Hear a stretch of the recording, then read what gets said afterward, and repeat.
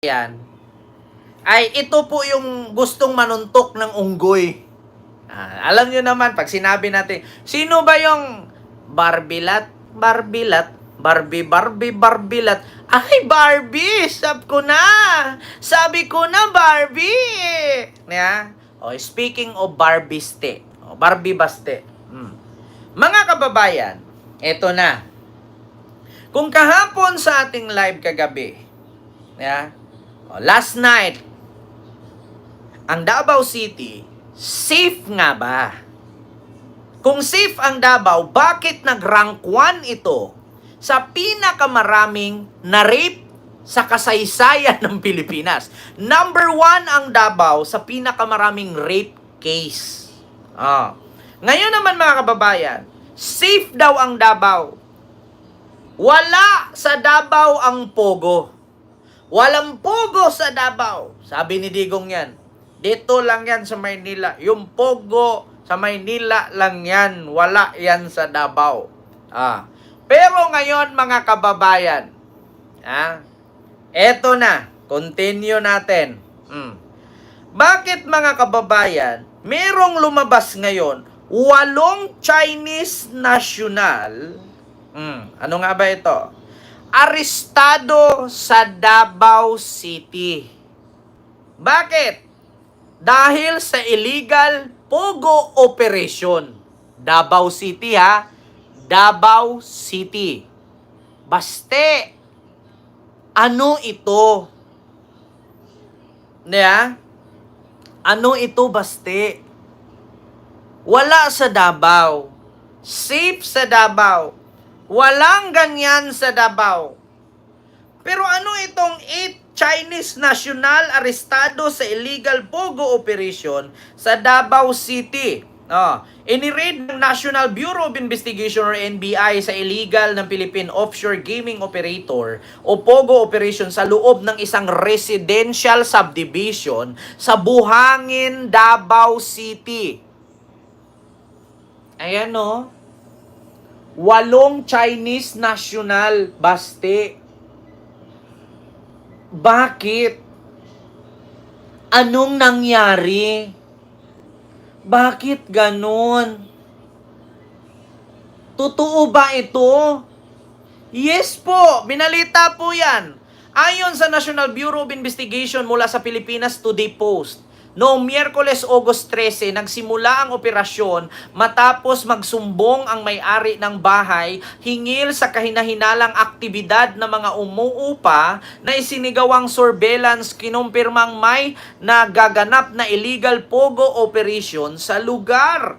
8 Chinese national. Kaya mga kababayan not only for Davao, mag-ingat-ingat kayo lalo pagka may mga nangupahan. Isipin nyo yung mga malalaking yung mga townhouse, mga kondo-kondo. I-check nyo po yan lalo na pag lumalabas dyan, mga sports car ang sasakyan, mga magaganda, yung dalawahang pinto lang. Huwag nyo kong isali kahit may sports car ako, hindi po ako pogo. Pinag-ipunan ko po yan. Hindi po ako pogo. Mukha lang ako Chinese. Nung pumunta nga ako ng Singapore, napagkamalan ako Chinese. Nung pumunta ako Hong Kong, napagkamalan ako Chinese. Yung Singapore, napagkamalan ako Korean. Pagdating ko sa Hong Kong, napagkamalan ako Chinese. Bakit? Maputi po kasi ako mga kababayan. Mukha po kasi akong Chinese. Mukha din po akong Korean. Minsan nga, nung sa SM ako, napagkamalan akong Japanese. Hindi po ako yan Hindi po ako miyembro ng Pogo. Hindi po ako si Alice Go. Abangan ninyo mga kababayan, lalo na pag may mga Chinese mga mapuputi. Iba ang salita ng ganon. Ganon, di ba? Pag ganyan ang salita, tapos naka-sports car, lumalabas ng gabi, umaga, tapos wala sa gabi, pogo yan! Ni Xiao, Xi Pao, Xi Pu, Xi Jinping, Gurgur! Chinese po yan. Pero pag sinabi niyang,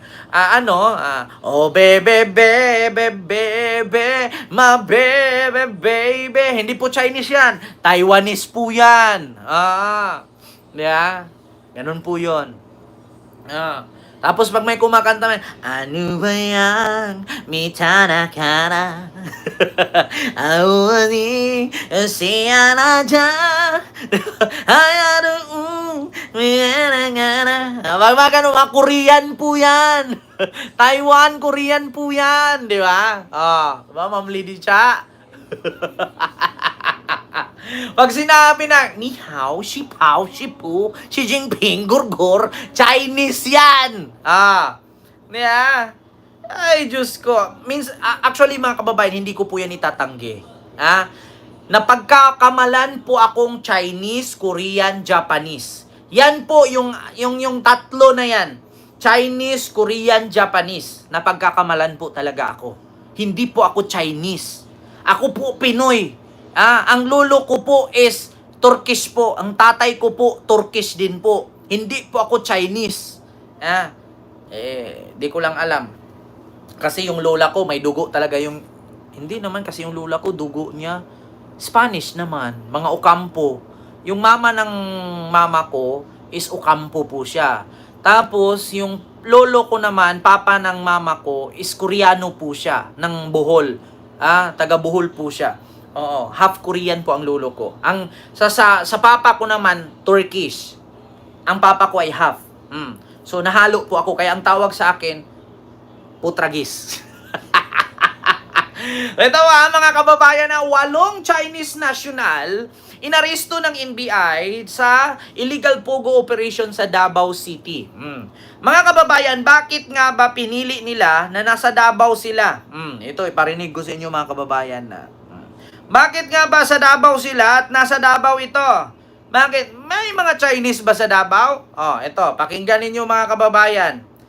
Kung totoo ba na may mga Chinese dyan sa Davao at bakit gusto ng mga Chinese dyan sa Davao? Kasi po, minsan na din po mga kababayan na si Rodrigo Roa Duterte na ngayon kasalukuyang nakakulong sa Dahig, sinabi niya po na Chinese siya.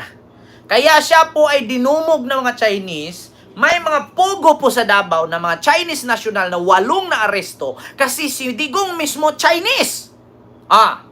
Sabihin ninyo mga kababayan na hindi Chinese si Digong. Sinabi ni Digong, Roa. Pag Roa, 3 letters Chinese yan. Saan kayo nakakita ng Chinese na 10 letters ang apelyido? Lim, 3 lang. Tan, 3 lang. Go, 2 lang. Roa, 3 lang. May patunay ako. Huwag kayong magalit mga DDS na sinabi ko si Digong ay Chinese. Kaya wala siyang pakialam sa ating mga Pilipino. Pakinggan ninyo ito. Ito, pruweba Pruweba, hindi fake news. Si Digong po ay inamin niyang Chinese siya. Ito po. How sincere is this China policy? Maybe because I'm Chinese and I believe in sincerity.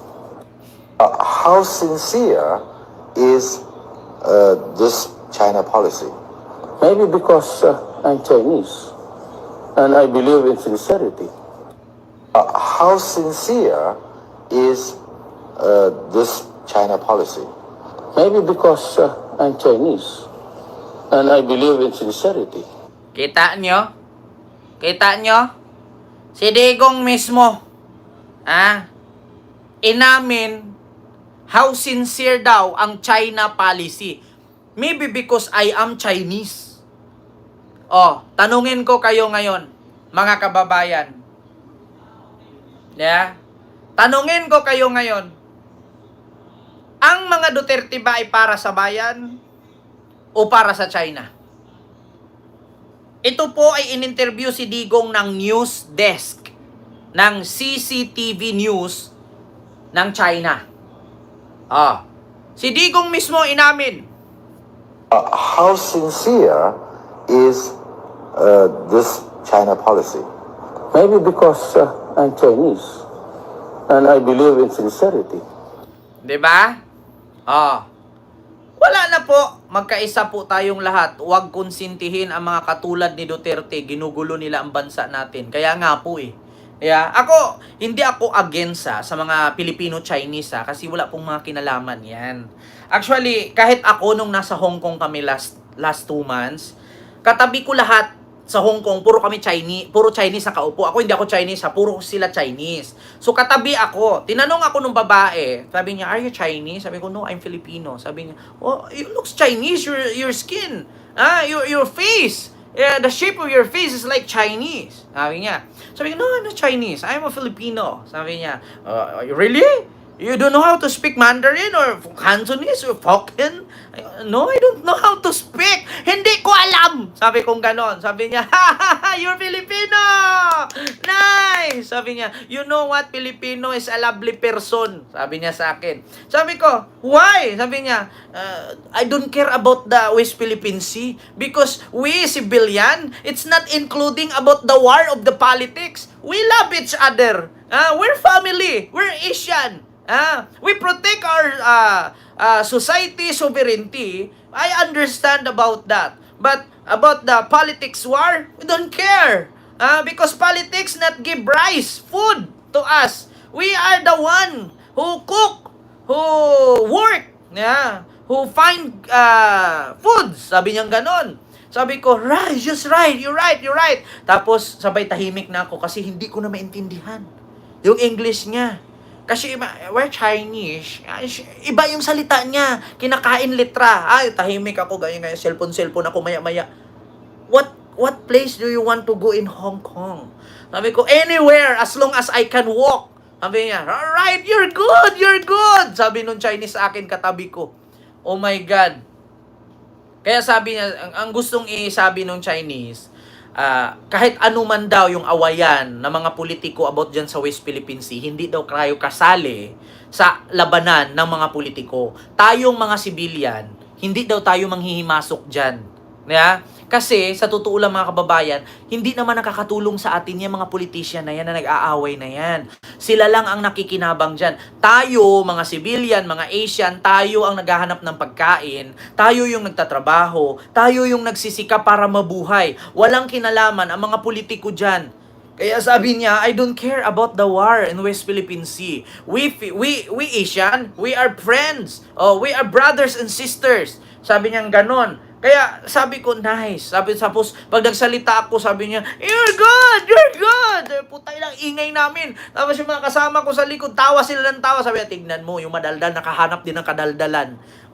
Hanggang sa dumating kami. Kasi patawid ako noon, mula Hong Kong, papuntang Macau. Nasakay kami bus. Pagdating namin doon sa bus, tinur pa niya kami. Pagdating naman namin doon sa Macau, putang ina, sabi ko, akala ko, yung Chinese lang na salita na parang kinakain nila yung lingwahe, yung words, hindi ko maintindihan. Pagdating ko sa Macau, ang mga salita doon, puro Portuguese. Sabi ko, "Potrages na yan. Chinese na nga, nahihilo na ako umintindi sa English. Yung mga salita pa ng street, Portuguese." Ay po, tragis. Ang mga bus doon sa Macau, by number. Hindi mo naman maintindihan kasi pag hinanap mo sa mapa, iba ang street, iba ang lugar, doon lumalabas sa mapa. Kasi pag pumunta ka doon sa St. Paulo Church, yung putol, ang lalagay doon, San Paulo. O iba ang salita doon. Portugis kasi. Sinakop kasi sila ng Portugis doon. Kaya sa totoo lang, iba po talaga ang salita ng mga street nila doon. Kaya sabi ko, putang ina, sumakit na yung ulo ko sa pag-translate at pag-intindi sa ngungo na salita ng Chinese ng English. Pagdating doon, Portugis pa ang mga salita na hindi ko rin maintindihan. Sabi ko, hindi tayo magtagal dito. Patatak lang tayo sa immigration. Pagtatak, uwi na tayo. Putang inang yan. Nagotom ako. Pagdating namin sa Macau, mainit. Pagdating namin sa Hong Kong, malamig. Sa totoo lang mga kababayan, kita ninyo, Davao City, 8 Chinese national, dahil sa illegal pogo operation na huli. Baste? Kala ko ba safe dyan? Actually, babalik din po kami ng Hong Kong. Maghanap ako ng kaibigang Chinese. Magsugal ako doon. Doon sa casino nila Pero in fairness mga kababayan, sa mga hindi po kayang umafford na pumunta ng Italy, punta kay Hong Kong. Tapos tawid kay Macau. Lahat ng lugar doon sa Italy, sa Europa, nandun sa Macau. Nandun sa Macau, mga kababayan. Sa mga hindi po makaka-afford kasi mahal ang visa papuntang Europe, lalo pag group kayo, medyo mahal-mahal po yun, punta na lang kayo ng Macau. Bakit? Makakita ka doon ng Eiffel Tower, makakita ka doon Buckingham Palace, makakita ka doon Atlantis, makakita lahat nandoon. Oh, lahat, pati mga ano doon, yung mga luxuries na mga bags, mga damit, mga alahas, andun lahat. Yun po yung mga tinatawag nila, mga Louis Vuitton, Chanel, Prada, Gucci, di ba? Yung mga Balenciaga, yung mga Louis V, yung mga kung ano-ano pa. Basta lahat nandoon. Kaya sabi ko, why here in Hong Kong, your price is so cheap? Sabi nung tindira ng Hong Kong, that is because without, there is no tax here. There is no tax here. There is no tax eh. No tax. Kaya pala mura ang presyo doon sa Hong Kong pag bumili ka ng mahal na bag, yung mga LV, mga Hermes, na gano'ng mga bag. Kaya pala mura, wala silang tax. Kaso made in China nga lang. Tapos ngayon, mga kababayan, sabi ko, why your price here about luxury things, it's so cheap? Naging British accent ako. Why the price of your luxury bags is so cheap? Sabi naman, because there is no tax here. Anong tax eh? Tax, no tax here. Ganun pala. No tax here. Pagkaintindi ko, because there is no tax here. No taxi? Sabi ko, may taxi naman mga taxi nga doon, yung mga luma. Alam mo yung, pag nanood kayo ng movie ni Jackie Chan at ni Jet Li, mga kababayan, yung taxi sa Hong Kong, ganun, kulay pula. Alam mo yung mga luma, yung mga parang basta yung lumang kotse, yung mga lumang taxi, yung pula ang color, ma'am ka-vibes. Ay, magulat ka, ang bilis ng takbo. Lalo pag pupunta ka sa Victoria. Paputang liko-liko ang kalsada doon, ang bilis ng takbo. Tas ang driver babae. Pag manood ka ng movie ni Jet Li, watata! Yung ganon, Jackie Chan. Makita mo yung Shanghai noon, Shanghai Nights. Tapos yung sino pa yung mga artista sa China? Si Cynthia Luster. Si Ipiman ba yun? Ipman. Nako, makita mo si Jet Li doon pag watata! Bruce Lee. Ay, ang mga taxi doon, makita ninyo, kulay pula. Mga luma.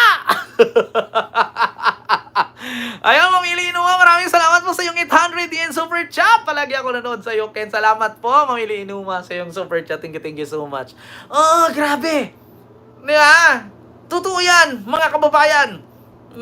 Kita nyo ngayon, tignan nyo. Speaking of Hong Kong, China, Macau, Singapore, Taiwan, whatsoever, pareho lang lahat yan.